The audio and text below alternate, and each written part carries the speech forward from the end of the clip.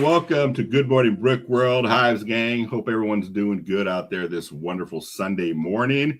It's bright and early here on the East Coast, 10 a.m. here on the East Coast Sunday morning. Want to welcome everybody out there. Thank you for joining us today. I'm Lego Longoria, Gamble Ace here to my right, my lovely wife. We also have Lindsay and Josh here, as also known as Unhappy Mohawk and Supahawkbricks. Welcome, guys. Thank you for joining us today, our co-hosts.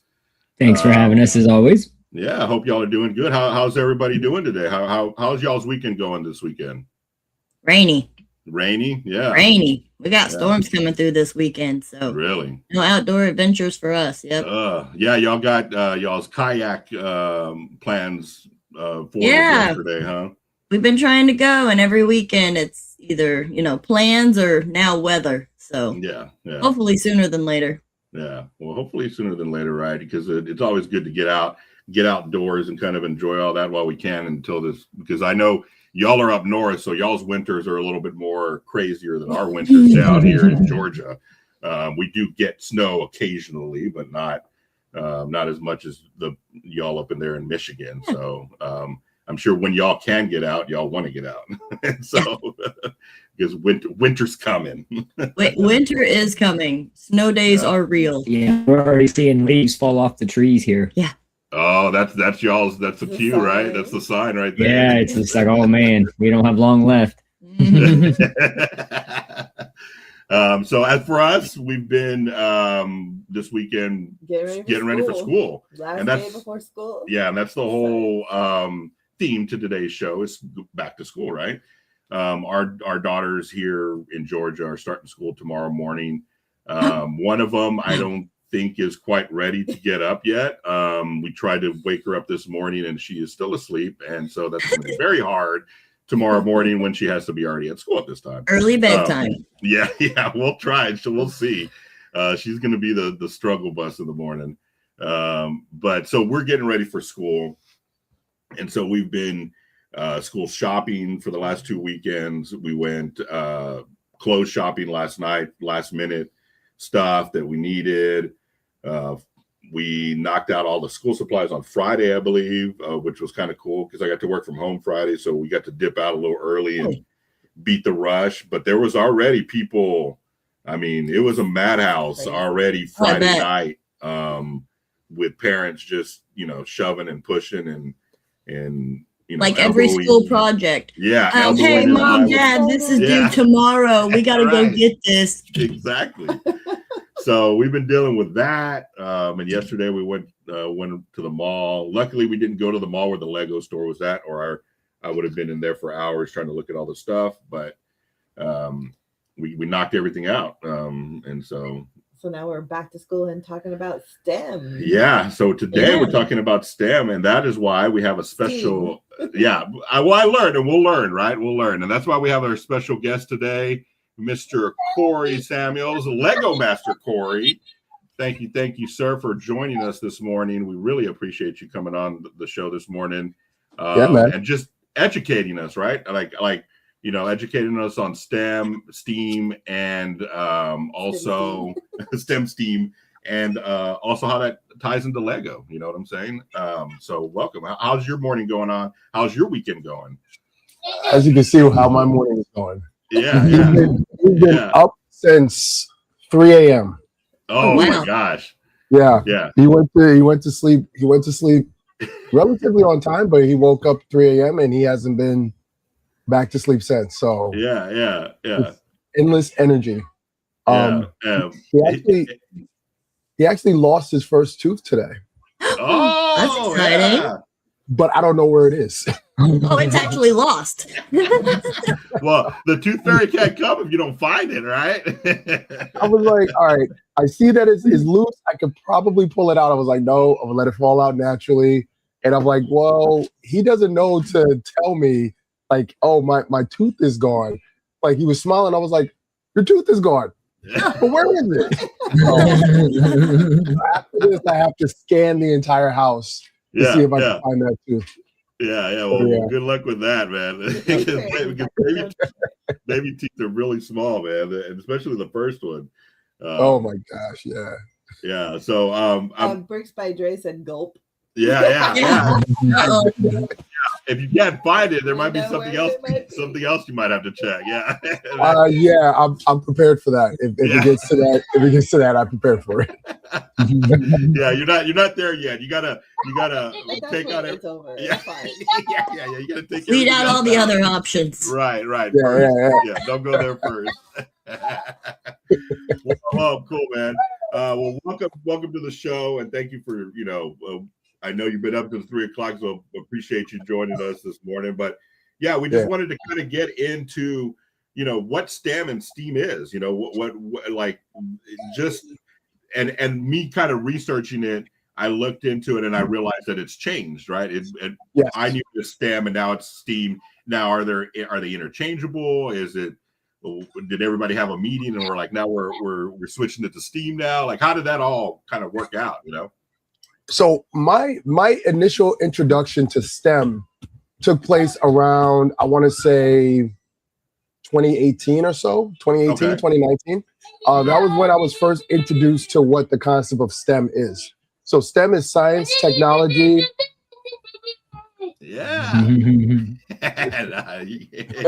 Science, technology, engineering, and mathematics. So back in the day, like when I was a student, they were all just separate subjects that you would just learn. You go to math class, you go to science class. If you had a technology class, and if you had an engineering class, it was all separate. Mm-hmm. But then, over time, educators, they found a connection between the 4 subjects. And the connection that they all have is that they all work towards, high levels of engineering, high levels of architecture, like understanding science, basic science. So there was a STEAM line through all of it. One sec. Buddy, No, you're good, man. can you stop jumping on my trophy? Jumping on my trophy case. He has a trampoline over here. Yeah. Well, the trophy case is better, man. No, don't encourage this. So that was my early introduction. That was my early introduction to STEM. And then over time, they've added art to that whole framework. So STEAM is STEM with an A. So that stands for art. And basically it's just understanding or is teaching students, kids, adults, just the basic understandings of how most things work in this world. So, for example, you have that roller coaster in the background. That would be a perfect example of what I would teach in a STEM class. Kids understand what a roller coaster is. Most kids know what a roller coaster is, whether they've been on one or they've seen one, and they can say, well, how does this thing work? Like, how does the cart go from ground level to way up there and then move without a motor attached to it? So then you have to break down the simplistic parts of it. There's a pulley system that's within there. There's a racking gear system that allows it to elevate, and then it's just basic gravity. That's your science part. So understanding gravity is what pulls the roller coaster down, and it's along the track and is moving around, and then there's friction. The wheels that are on the sides of the track creates the friction to propel it even further without the use of a motor. So like all those different things I teach in my class, because sometimes building with Lego is fun, but then where's the educational aspect in building with Lego? Because a lot of time, all of us, we're artists. We're creating art using Lego. So we got the A part down. We've done Technic at some point.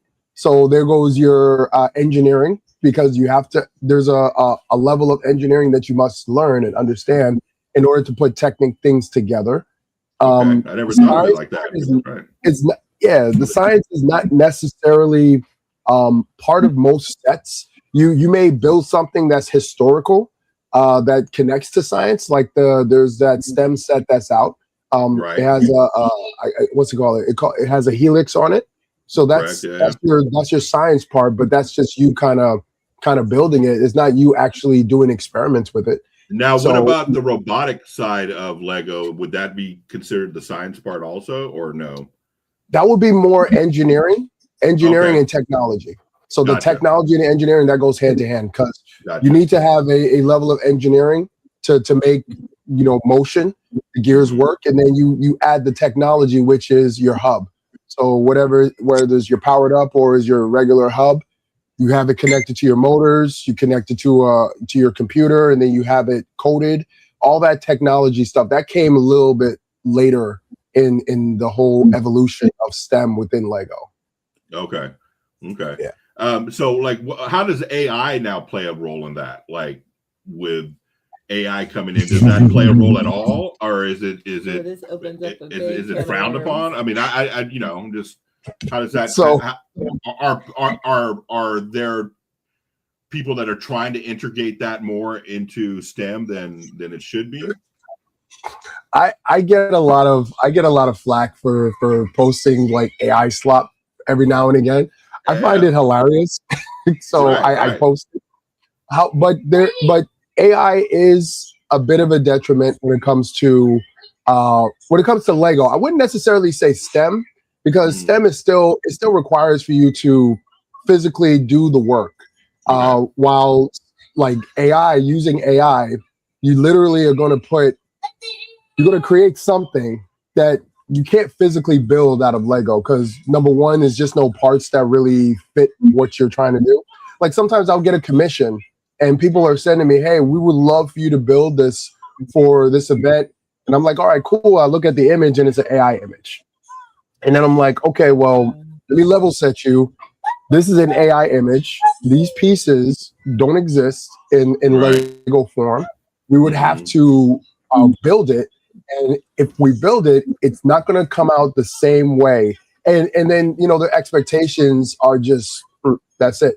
And they'll walk away from a commission because, you can't replicate what a computer replicated. That's the whole point. So, AI is a detriment to, I think, Lego building, but I wouldn't say it's a detriment to the STEM aspect of Lego building, because it's a level of hands-on work you have to do. And even if you say, hey, we want to build this car, there's tons of examples of how to build a car and how to make it work and how to make it move and everything like that. And that's all encompassing under STEM. Right. Okay. So what got you into doing Lego and STEM together? Like you said it started in 2018, correct? Like what brought you to that? What brought you to that? So before that, I would say I worked in a corporate office.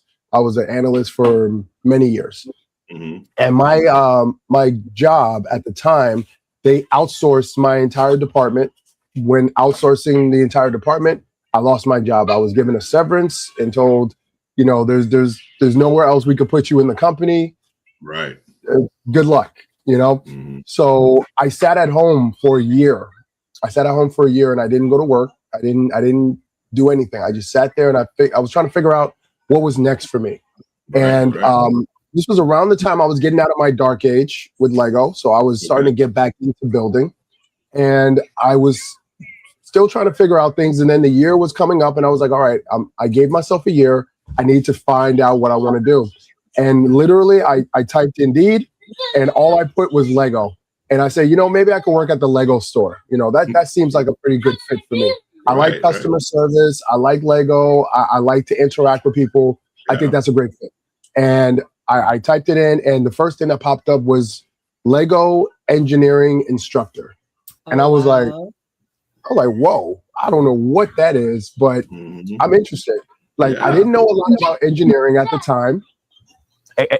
No. I didn't know a lot about engineering, but I did know about instructing. I used to teach. I was an instructor at my old job, so I understood the basic parts of teaching things to people. Right. And I know a lot about Lego. So I said, okay, the engineering part, I can kind of fake it till I make it, and try to work it that way. So I applied for the job. I got the job, and it was after school programs teaching kids. And it just really introduced me to an entire world of just teaching kids how to build creatively. And, that's something that I've done ever since I was a kid. So I always keep this picture close by. So here's a picture of me. I was about 12 years old in this picture. Wow. And I had made this, we had an art project, and my project was to build a board game. And I came up with Lego World. It was like a Monopoly style game, but they had to get pieces along the way, and they had to kind of build something. And if they built this thing, then they can get around the board a lot easier. It was a whole intricate thing. There was money involved, all that stuff. And, that was stuff that I did as a kid. So I figured I could introduce that in my adulthood. But, the job was more about teaching kids the history of engineering through Lego. Okay. And I found a liking to that, because a lot of times kids don't understand how certain things are done. Like, when it comes to an elevator, they don't know who created an elevator or where the concept came from. And I can teach that level of history through Lego. So I was very excited to be able to do that. And, over time I worked at this job, and it was just evolving. But then I felt like there was a ceiling on what I can teach, because I can teach the kids the history of a machine and they can build it. What is the takeaway? These are elementary school kids. They are more into the building aspect, not necessarily the historical aspect. Correct. So I figured, okay, how can I merge these two together in a very fun way? That's where STEAM comes in, the art part. So in art, you're literally telling a story. Whenever you're building something, all those displays that we have with the minifigs, there's a story being told. Correct. So I said, all right, what if I added an aspect of storytelling in the class? So I could say, all right, well, Amelia Earhart, she flew around the world, So what if Amelia Earhart not only flew around the world, but she took her flight into space? That's why we haven't found her. So now the kids are like, ooh, that's a story that I can tell.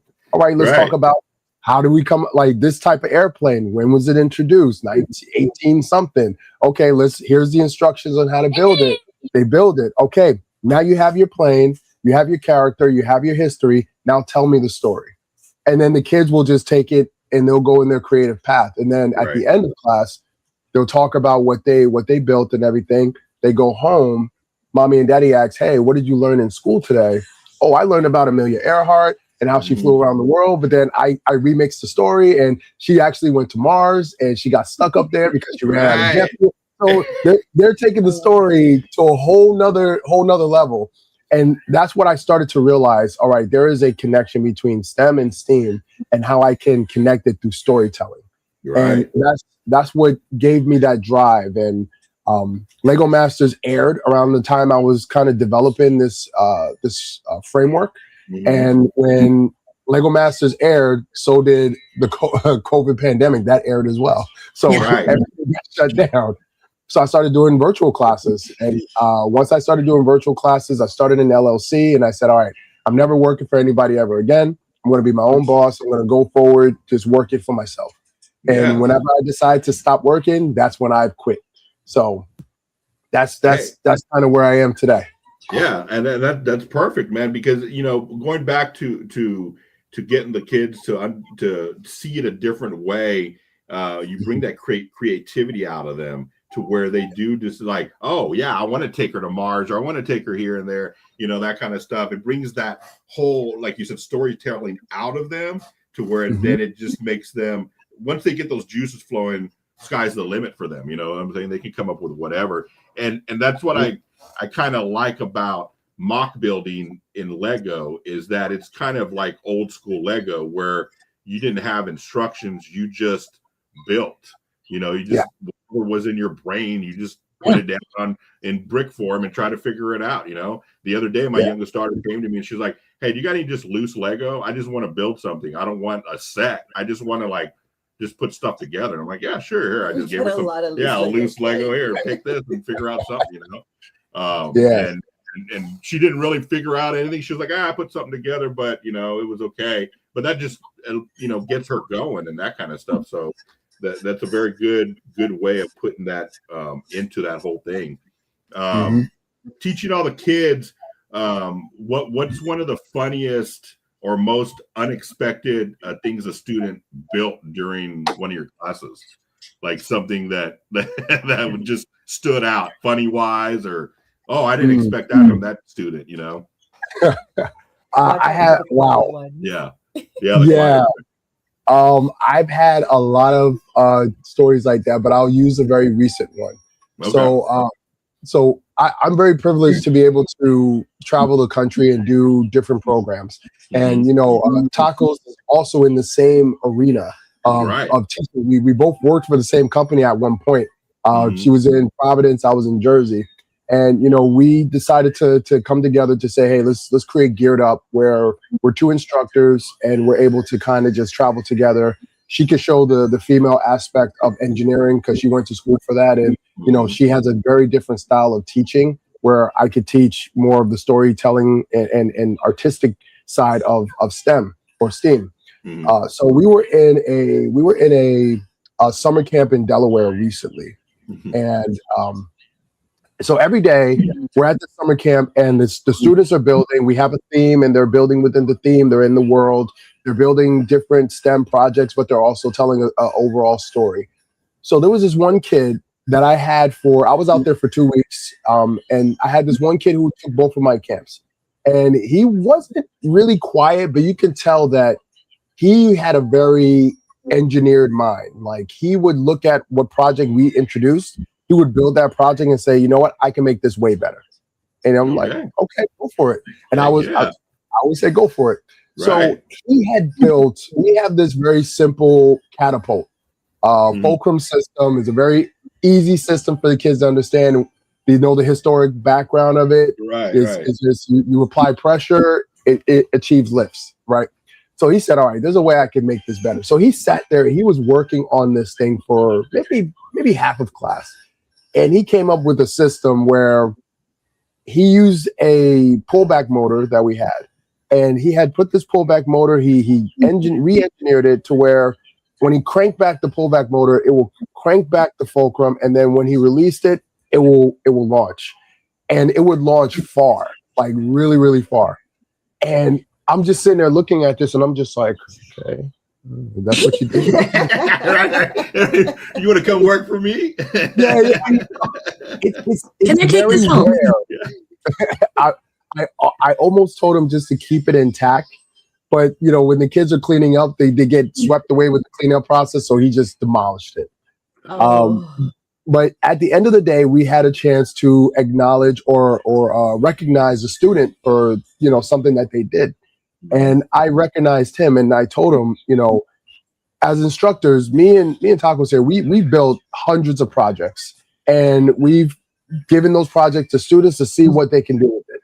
You are the first that I can remember that has taken a very simple project and built it in such a way that I want to go home and now do it. Right. And I've actually tried to replicate it, and I'm almost there.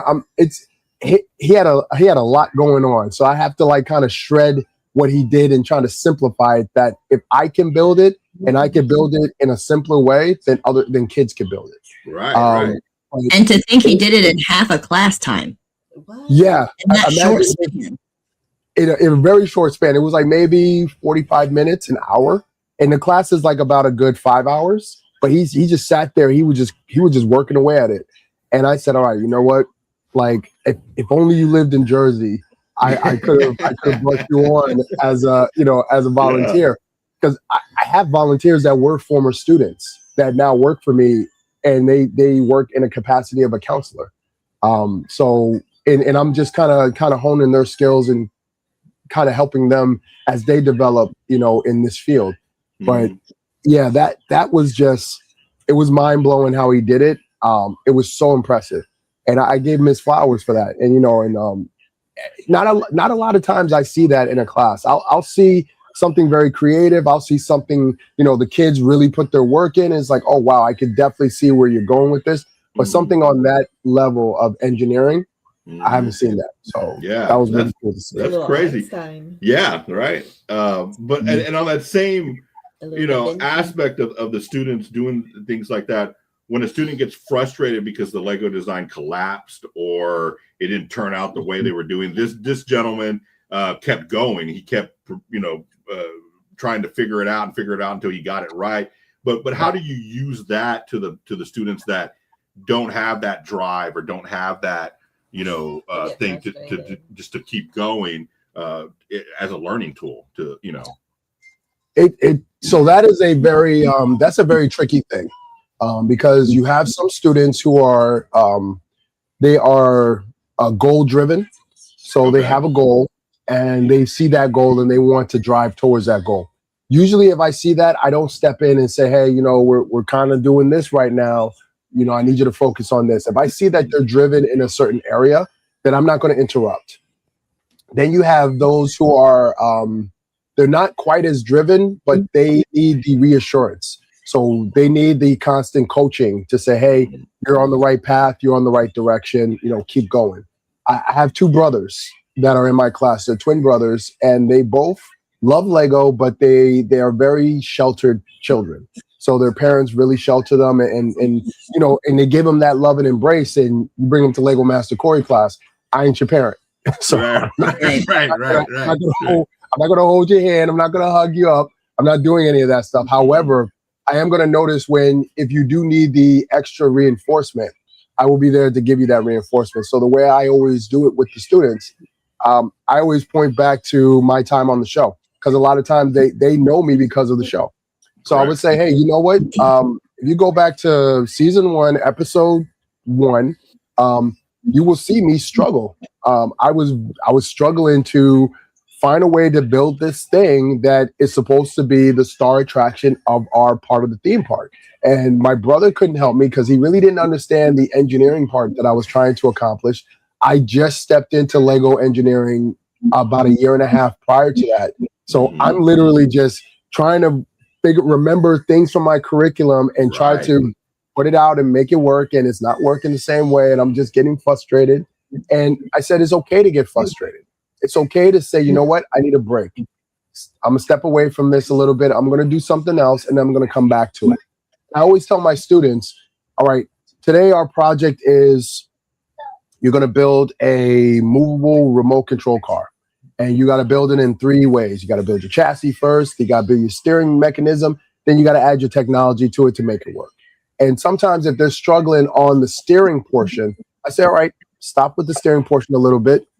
Put the wheels on and just drive it. Drive it like a drag racer. It only goes forward and backwards. It's not going to turn. But just do that for a little bit. You know, do that. Get yourself out of that mind space. And then when they do that, they're like, okay, I think I'm ready to go back and see if I can do that steering because my friends are doing it. So I want to see if I can do it. All right, let's get back to it. And the cool thing about now in my class, before it was just me, now I have my assistants, and they took the class when they were kids. So when I see them trying to help them, they're like, okay, well, this is what I struggled with when I was doing this project with Lego Master Corey.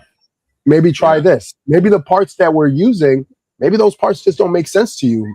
Try these parts over here. As long as it gets to the same goal, then Lego Master Corey is never going to tell you, hey, no, you got to build it exactly like mine. Never going to tell them that. If you can find a different way to get to the same goal, then do it. Because everyone's going to find a different way. Yeah. So that's it. Positive reinforcement is very important. Sometimes if they're goal driven, let them drive towards their goal. And then if all else fail, just continue to coach. And sometimes kids need continuous coaching to get to that, to get to where they need to get to. So, those are my philosophies. Cool. So, if a school teacher or a teacher had a tight budget, right, and they wanted to kind of, what's the best way to start using Lego for STEM on a budget? You know, I'm sure, you know, a lot of the teachers, you know, we know have to supplement their own stuff. You know, their own supplies and stuff like that throughout school. But so how you got any pointers on any of that for teachers wanting to use STEM in their classroom? Yeah. So I've spoken to other educators who've had the same type of restrictions. Lego education is not cheap. Those kids are not cheap. And you know, when you're thinking about doing robotics and stuff like that, a kit is like over $500 for one kit. You may have 20 students in the class. What I would always tell them is I would start small, and I would stick to just, instead of introducing the technology, the robotics portion, stick to something very basic. You know, get a $10 set and get a base plate and start there. Say, okay, today's the first class. We're just going to build this set. We build the set. Okay, great. Second class, we're going to tear down the set. I want you to build something different, or in the same class or whatever. And maybe you could find 3 or 4 different ways to make something out of this one set. Next place, Facebook Marketplace. People are always getting rid of bulk bins of Lego. Get a bulk bin. It does not have to be specialized in any type of theme. Just go and get a bulk bin. It may require, you know, some money and travel time that you won't be reimbursed for, but get a bulk bin, get some base plates, and just have the kids just kind of build something. Give them a theme, give them a subject. One subject that I have found that is very popular is Minecraft. Kids love Minecraft. Right. And the whole thing of Minecraft is just building. There's no instructions in Minecraft. You just literally go and build. So that's basically how I introduced a lot of my classes. Like, here's your minifig. You're gonna start with building your biome. So in your biome, you have your vegetation, you have your house. That's what you're gonna build on the first day. And then as you're doing that, think of some fun activities you can do. Like, for example, Taco, she does a lot of physical activities in her classes. So she'll say, okay, we're building this. All right, everybody stop. Let's see where you are. Do you have the 3 things I told you to have? And if someone doesn't have it, all right, you're giving me 10 push-ups. Lego class. Like, I've seen it for myself. I'm like, yo, I don't have the insurance to cover if one of these kids gets injured doing physical activities. And Lego activities, I cover that, not physical. She's like, it's all right. But you know, so if you are a teacher on a budget, I would say the first step is to just build up your inventory. Get a bulk bin. If you want the students to help you sort, that could be a class in itself, where you have just regular shoebox bins and say, hey, we got this big bin of Lego. I need you guys to sort it out by color. And then boom, just have every kid take a pile and start sorting them out. That could be a class in itself. You could teach them about sorting, organization in that one class. They don't even need to build anything. And then the next class is like, okay, guys, we're going to do color theory. So I want my warm colors over here, my cool colors over here. You know, what are warm and cool colors? Then you could go into that type of explanation. What are my primary, secondary, and third colors? Okay, there we go. So you guys are building me something that's warm. You guys are building me something that's cold. You guys are building me primary. So right then and there, you're teaching about art theory, color theory. You're also teaching them about just kind of isolating certain colors, because now certain things can't be the same color. So if you have yellow, you're going to build like stuff that's yellow, like a banana. Right. But if you're in red, you can't build a banana because the banana is not red. It's yellow. So now you got to think of, all right, well, what is red? Oh, an apple. I'm going to build an apple. So those are different things that you could do as a teacher if you're on a budget. And then once the students are involved and once they have the buy-in of the students, then that trickles into the home. Because then the parents are going to want to know, what are my students doing? You know, you take pictures of their projects, you have it posted on whatever internal site, intranet or whatever, and then the parents are buying in. Like, okay, yeah, I think this is very beneficial to my kid. They love it. You know, how can I help support you? Well, this is what we need. You know, X, Y, Z. All right, let's do some fundraising. Let's get you what you need. And it's just a snowball effect. But you have to be consistent, you have to be dedicated, and you have to want this, because if people see that you want it and they see your passion, they're going to do everything they can to help support it. So that's what you got to do. Yeah, that's cool. Yeah. So what every school should have a Lego. Yeah, and you know, our school right here, our elementary school that we were in, they started doing some Lego stuff later on in our kids' grades when they were like in 4th or 5th. They started doing some Lego stuff there, which was really cool. I think they even had a build speed build one day where we got to buy in for a set. Me and my daughter did it, you know, just to try to see if we could speed build. Of course, all the boys knew it was a car, I believe, and so all the boys knocked it out in like 2 seconds, and me and my daughter were just sitting there. But it was still a good experience, and them bringing it into the school. So yeah, very good. What is one of the frustrating things you've ever had in one of your classes where you were trying to teach something to somebody and they just weren't getting it, and you had to kind of like go back and revamp it to get them to understand what you were coming from, you know, where you were coming from with that? One word: Declan. Okay. So in my early stages of doing this career, when I worked with the other company, this other company's name was Playwell Technology. Okay. I had a student. I was assigned to the school in New York, and it was just basic Lego fundamentals is what the class was called. So no specific theme, just Lego. They're teaching K through 2nd, I think it was. And I had this one student named Declan. I will never forget his name nor his face. Declan was the type of kid that the teachers warned me about him.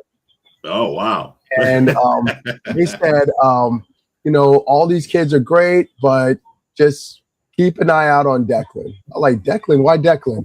Because he is not going to go with the current. He is going to go at his own pace. He's going to go in his own direction. And you're not here to babysit, we know, but you may need to babysit him. Right. And Declan was that kid. Like, everybody would be working together. Everybody's building, and he wants what somebody else is building. Oh, I want this. All right, no, here's your plate. Here's your Lego.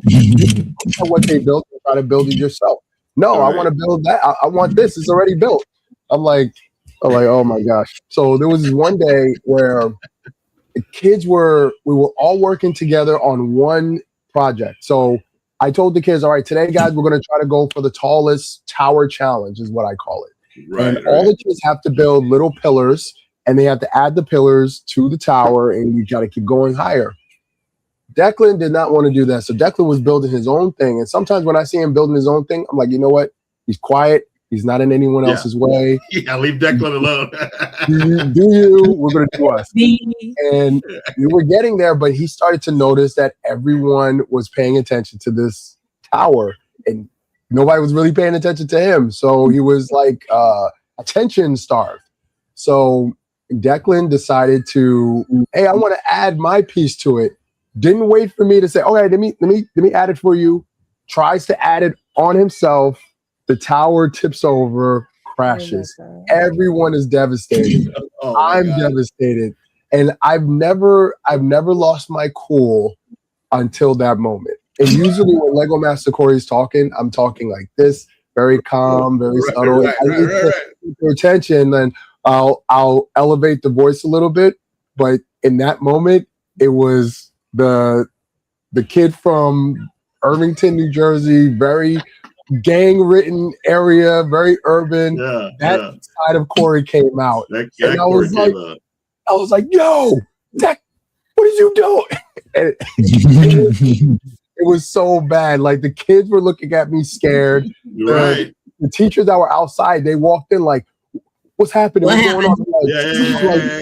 I'm like, it's nothing. It's okay. I had to get out of that phase really quickly and just. And Declan was scared. Like, the way I approached him, he was scared. And it didn't end there. So he went home, told his parents what happened. He said that Lego Master Corey yelled at me, got in my face, and So the mother reached out to my boss, and I had to recount the story and tell him what happened. And I was very truthful. Like, you know what? I got really frustrated. This was something that was building for weeks and weeks and weeks, and it just came out. And he said, this can never happen again, because in a person in your position, you're handling kids. They're trusting you with their kids. And the last thing they want is for you to be given the demeanor of the angry black teacher or the angry black man. That's gonna lead down a different path, and that's not what we want for you. And I said, no, you're absolutely right. So I reached out to the mother. I actually met the mother, and me and her we spoke. And it was weird because I met her when I was on my way to my car, which was away from the school, but I guess she kind of parked near me, and she was like, "You Corey?" I was like, "Oh man, it's about to go down." Go back to my senses. All right, let's make sure there's nobody behind me. If it's about to go down, let's get ready. So no, but we sat and we talked, and Declan was right there next to me, and I apologized. I said, Declan, I'm so sorry. I didn't mean to yell at you like that. And even the mother made Declan apologize too, and she just explained to me what was happening with him. Like, he had he has a disorder and everything like that, ADHD and everything, and then sometimes it comes out in a very aggressive way, behavioral. I said, okay, so how can we make this work for Declan? And she said, well, these are the things that we've tried at home, and and I said, Declan, how can this work for you? Like, what can I do to make this work for you? And he just said, sometimes if I come in and I don't want to build the project, can I just build something else? And I was like, you know what, Declan, going forward, if you come into class and you tell me, hey, Lego Master Corey, I want to build something else today. Cool, no problem. You can build that. And if you decide to build what we're building, then cool, come on over and build. And that was a learning experience for me as an instructor to say, okay, well, not every kid is going to want to build what I've brought to them to build, even though I practiced it and I got all that stuff ready to go. Some kids just don't want to do that. And I'm like, okay, if you don't want to do that, what can I do to encourage you to do something else? I don't want you to just sit there for the hour and do nothing. I want you to do something at least. So that taught me a lot. And every time I feel like I'm getting to that stage with a student, I always say Declan. When I say Declan, I'm like, okay. That's your Zen word. That's your Zen right there. Word. It brings me right back down. I'm like, brings you down, dude. I'm like, okay, how can I help you, Declan? That's the mentality. Well, that's a good story, because I mean, we all, in whatever field we're in, right? Whatever field we do, whatever we do as work, we always get to that point where we get frustrated with either somebody that we work with or somebody that we're dealing with and on day-to-day basis. And that, you know, teaches you to just kind of think about the other person, because, you know, you never looked at it from that perspective, that he may have had something going on in his life, you know.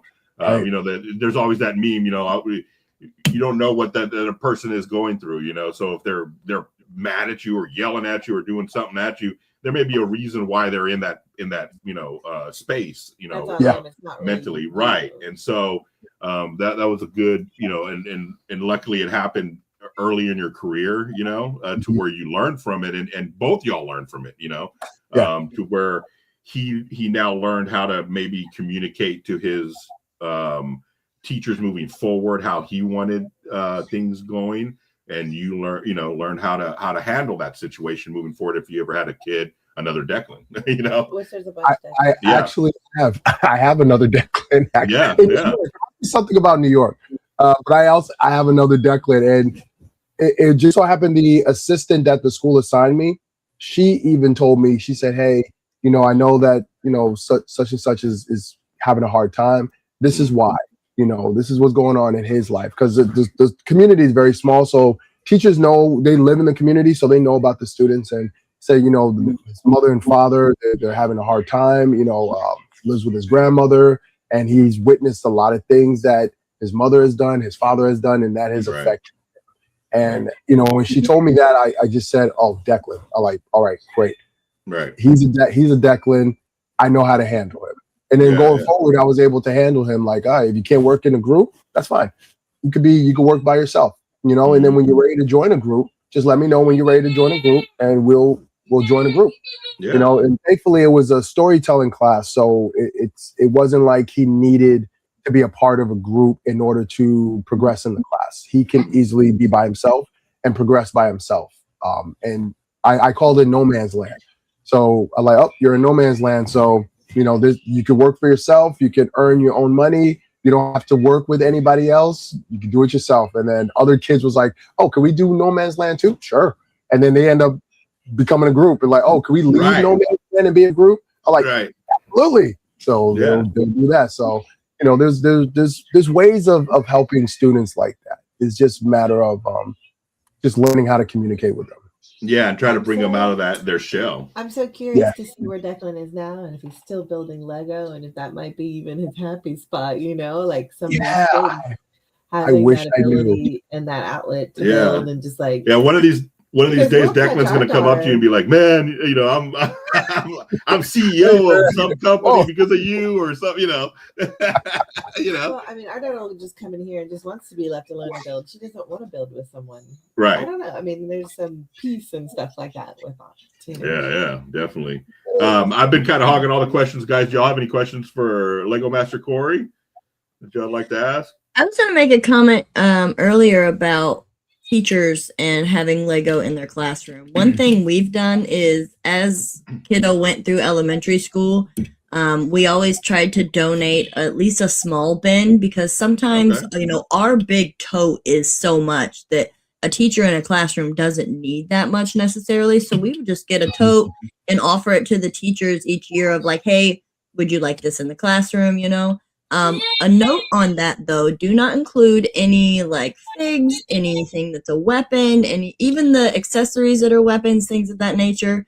We got in trouble for that once. The parent teacher conference had a gun taped to a Post-it note, and it's like, the kids found this. And they were super sweet about it. They were like, we didn't, you know, we found this, blah, blah, blah. So, but yeah, if you guys have extra Lego, it's always nice to just take, you know, even a small tote to your local school or elementary or whatever, and just donate it, because that alone is enough for them to start the process. Yeah, and you know, we all have, I mean, as you can see back here, I've just Lego laying around everywhere that's probably I'm never going to use and or, you know, do anything with or even know that it's there. So yeah, that's a good idea. I never even thought about that. Donate to your local schools in your area. That way they can get kind of a STEM program going, you know, for sure, or try to get something going on for sure. Another place to do that is the library too.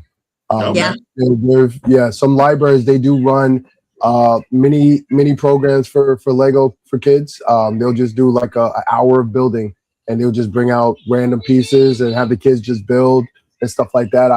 I was teaching at a library yesterday, and they were telling me, they were like, oh my gosh, like, these are cool programs. They were made for adults, the classes that I'm teaching, but they say they have kids come in every Wednesday, and they have like little Lego stuff and all that. I used to have a friend who I used to reach out to and say, hey, he used to work for Brickfest Live, and he had like tons of Lego that he's not going to need because he stopped working with them. So I would reach out and say, hey, you have a tote? Like, can you send this tote to this school? Can you send this tote to this location?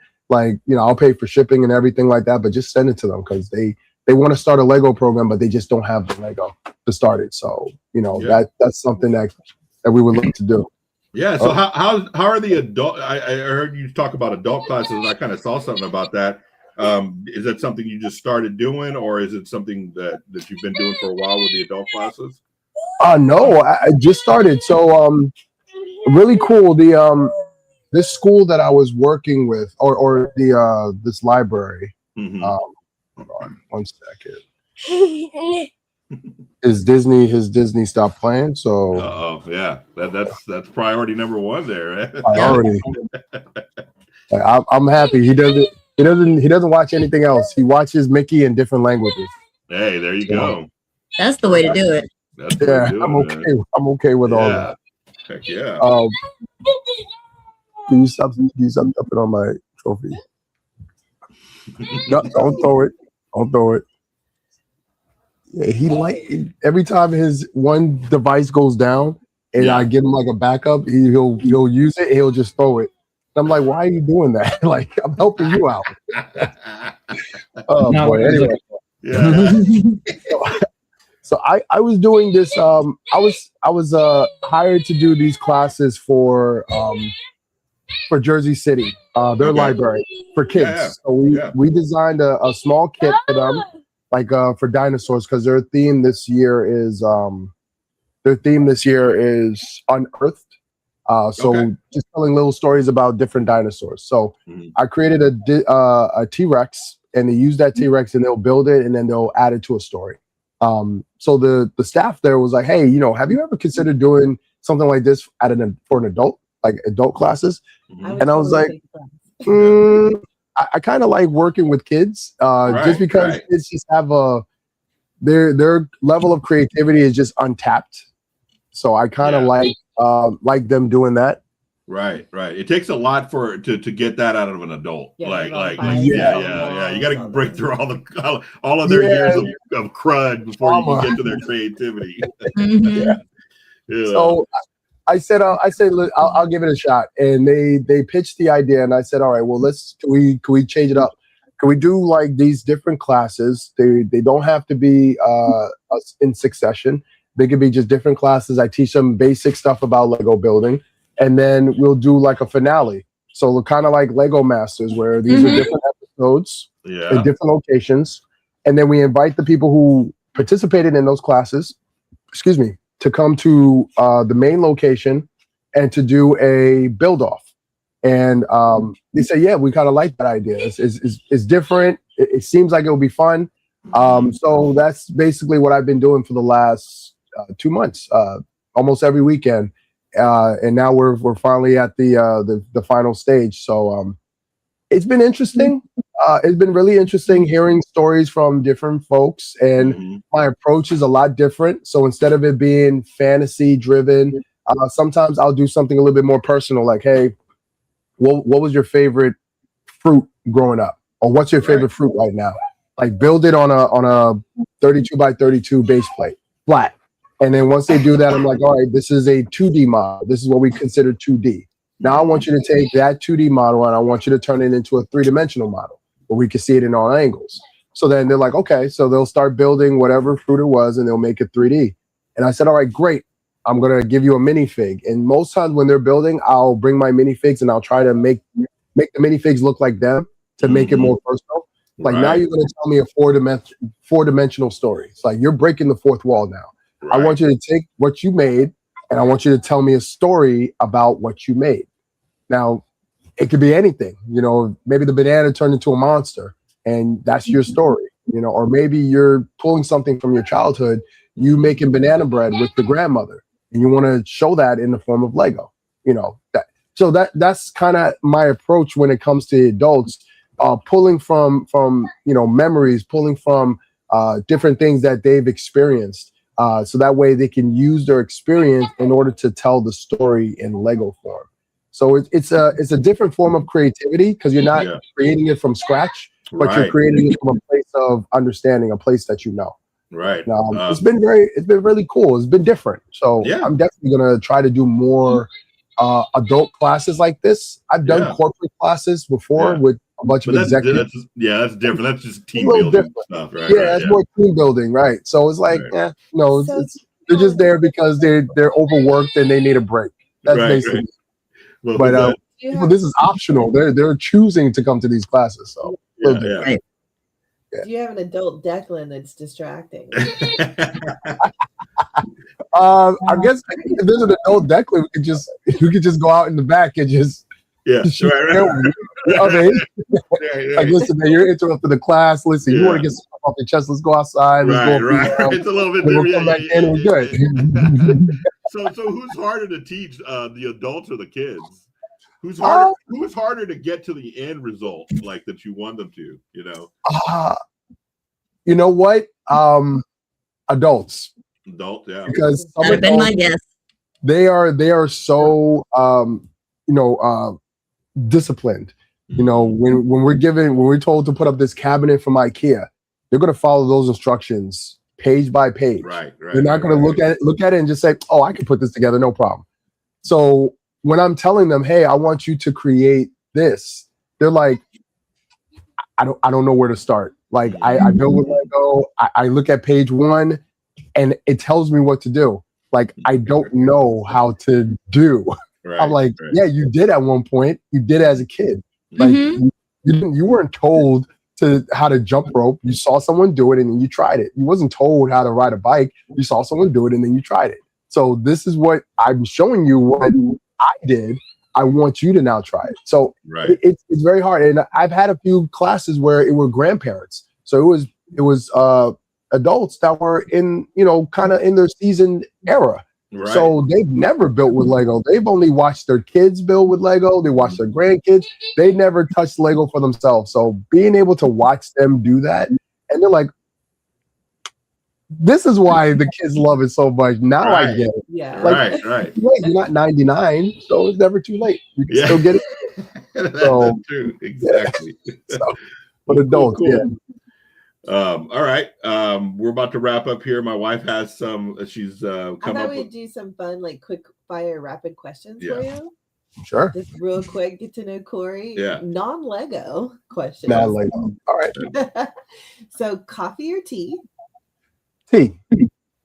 Beach or mountains? Dang. Both. Oh, can I do both? Yeah, you can do both. Yeah. Early bird or night owl? This morning you're bored.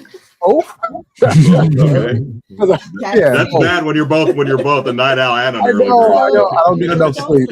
What is sleep? Yeah, what is sleep, right? Texting or calling? Say it again. Texting or calling? Texting. I hate calling people. I used to work at a call center, so that's why. Oh, okay, yeah, that makes sense. Well, and part of your job now is talking a bunch. Yeah. Sweet or salty? Sweet. What superpower do you want? Flight. Teleport or time travel? Teleport. I don't believe time should be Would time travel also be teleportation? Well, in a sense, I guess. if you're teleporting in the same, or if you're teleporting on Earth, I mean, if you're looking at time frames, technically you are time traveling, but only restrictive to today's time. Yeah. Like if I'm teleporting to my job, it's the same time. I'm just teleporting. But am I time traveling in that spot? Or am I time traveling to a different location? That's a deeper question. See? Yeah. That's like taking a flight. That's like Yeah. leaving from Jersey and going to California the same day. Technically, you're time traveling. You're going backwards, but it's still today's era.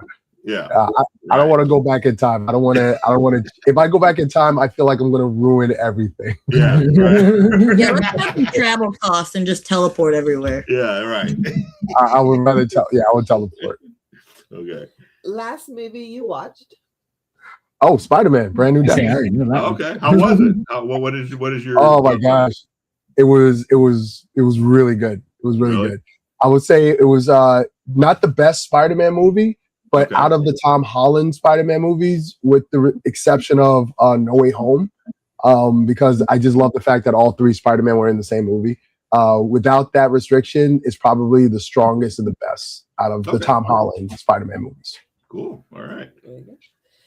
Window seat or aisle seat? Aisle.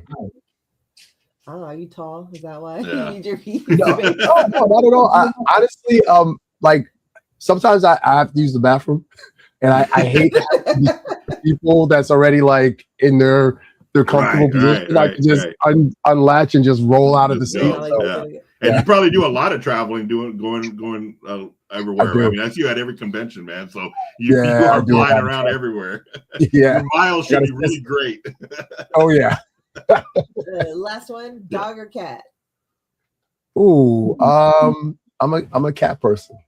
Okay. I'm a cat person. Cats just chill. I like dogs, but dogs are just, oh man, you want too much attention right now. Like cats, like they're like, yo, leave me alone. I'll come to you when I need something. I'm like, I bet. Great. No, he's literally in my lap right now. Yeah, exactly. I love that.